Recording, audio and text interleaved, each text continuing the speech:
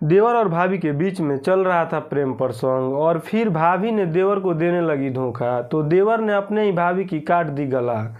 नमस्कार, आदाब, प्रणाम। मैं अभिषेक कुमार आपका स्वागत करते हैं हमारे चैनल RL ग्लोरी में। आप देख रहे हैं सच्ची घटना की एक नई एपिसोड के साथ एक नई कहानी।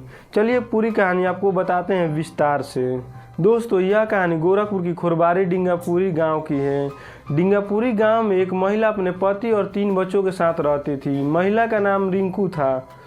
रिंकू के पति गुड्डू पेंटर का काम करता था और उसने 2 रूम का घर बनवा लिया था, जिसकी वजह से वह अपने फैमिली से अलग होकर अपने पत्नी रिंकू और 3 बच्चों के साथ गांव में ही रहता था।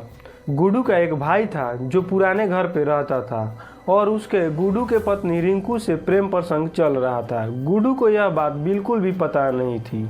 जब गुड्डू पेंटर का काम करने के लिए प्रदेश चला जाता है तो उसकी पत्नी रिंकू अपने देवर मोनू को बुलाती है और उसके साथ शारीरिक संबंध बनाती थी।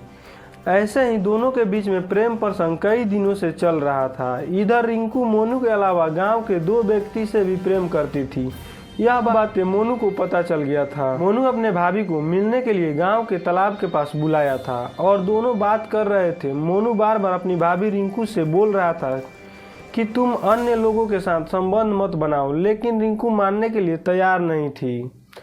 रिंकू बोलती है, मैं तुम्हारे अलावा किसी और से प्यार नहीं करती हूँ। रिंकू झूठ बोल रही थी। यह बातें मोनू को अच्छी तरह से पता थी। इसी वजह से मोनू पीछे से रिंकू का सिर पकड़ के गला काट देता है, जिस वजह से रिंकू की वहीं पर तुरंत मौत हो जाती है। रिंकू की हत्या करने के बाद मोनू अपना शॉट और चाकू तालाब के पास ही जंगल में छिपा देता है और रिंकू की लाश को घर से लगभग 100 मीटर की दूरी चारपेटा रोड के पास फेंक देता है। उसके कुछ समय बाद जब लोग लाश को देखते हैं तो पुलिस को कॉल करके बुलाते हैं। पुलिस वाले गांव वालों से जानकारी लेकर मोनू के साथ साथ गांव के 2 व्यक्तियों को गिरफ्तार कर लेते हैं। यह वही 2 व्यक्ति थे जिनके साथ रिंकू का प्रेम प्रसंग चल रहा था। जब पुलिस मोनू से पूछताछ करती है तो मोनू कबूल कर लेता है कि उसने अपने भाभी रिंकू की हत्या की है और तालाब के पास छिपाए हुए चाकू और शॉट पुलिस को बता देता है। दोस्तों, अपने भारत में अवैध संबंध के चलते हर दिन हजारों हत्याएं होती रहती हैं, पर थोड़ी सोचने की बात यह है कि यह अवैध संबंध क्या एक मर्द ही शुरू करता है या औरतों की तरफ से यह अवैध संबंध शुरू किया जाता है। आप हमें कमेंट करके जरूर बताइएगा। दोस्तों, इस कहानी को सुनाने का उद्देश्य मुझे किसी को ठेस पहुंचाना, किसी को तकलीफ पहुंचाना नहीं है। बस आपको बताना चाहते हैं कि आप जहां भी रहें सुरक्षित रहें, अपना ख्याल रखें। धन्यवाद।